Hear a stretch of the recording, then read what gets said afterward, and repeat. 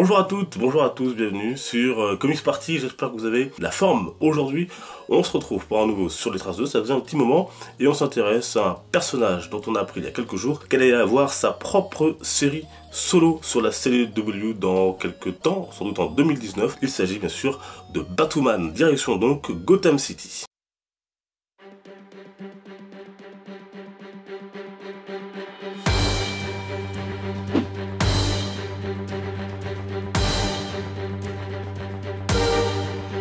Comme pour beaucoup de personnages, il n'y a pas une seule version de Batwoman. La première est d'ailleurs apparue dès 1956 dans l'univers de DC Comics.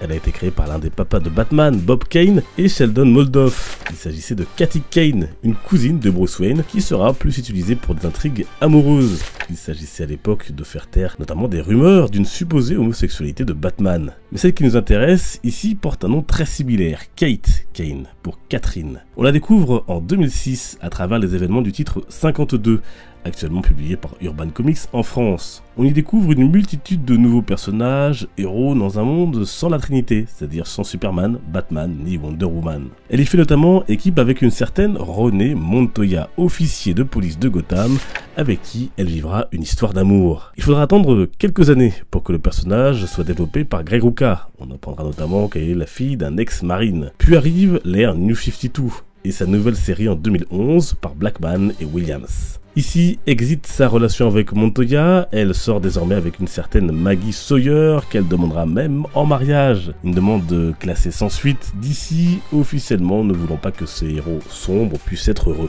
En conséquence, les auteurs de la série claqueront la porte de l'éditeur, mais malgré l'arrivée d'un nouveau scénariste, la série sera ensuite annulée. Au cours de ses aventures post-Flashpoint, l'héroïne sera aussi associée un temps à Wonder Woman. Si on se penche un peu plus sur son histoire, on apprend qu'elle est aussi une ancienne militaire, mais elle sera renvoyée de l'armée à cause de son homosexualité. Pourtant, Kate avait à cœur de défendre les innocents, une volonté qui remonte notamment à la mort de sa mère et de sa sœur. Elle s'inspirera alors du Chevalier Noir pour mener à bien cette mission en devenant Batwoman. Avec lui, les relations ne seront pas toujours homofixes, mais il lui donnera plus ou moins son aval pour sévir dans sa ville de Gotham City. On retrouvera aussi l'héroïne dans l'ère DC Rebirth dans la série Detective Comics où elle fait équipe, notamment avec Red Robin, Spoiler, Gueule d'Argile ou encore Orphan. Entraînée par son père, elle porte un costume similaire à celui de son cousin Batman. Et comme ses cheveux, le rouge domine à l'intérieur de sa cape ou encore son logo sur sa poitrine sont de cette couleur. Maîtrisant les techniques de combat, notamment apprises à l'armée ou auprès de son père, son costume est également équipé d'une ceinture contenant de nombreux gadgets. La première Batwoman, elle, Katy, avait une combinaison jaune avec un masque et une cape rouge. Côté animation, on trouve un film animé nommé La Mystérieuse Batwoman. Rien à voir ici avec Kane, mais un film tout de même très intéressant avec pas mal de révélations. Plus récemment, on a retrouvé notre héroïne dans le film Batman Mauvais Sang. Côté lecture, on l'a dit, on la retrouve dans la série 52 et la série Batwoman New 52 est également publiée par l'éditeur Urban Comics en 4 tomes.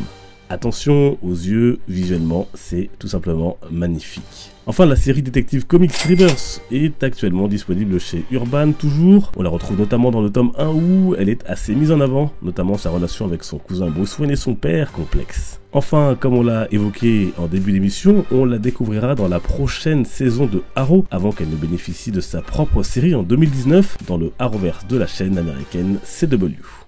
Et à cela, j'ajoute qu'on la retrouve également dans le titre, la série Injustice, bien évidemment, et puis il y a également une série Batwoman Rebirth. Nous, on se donne bien sûr rendez-vous sur les réseaux sociaux, tout l'été, bien évidemment. On se retrouve très prochainement. Portez-vous bien, les comics sont une fête. Ciao!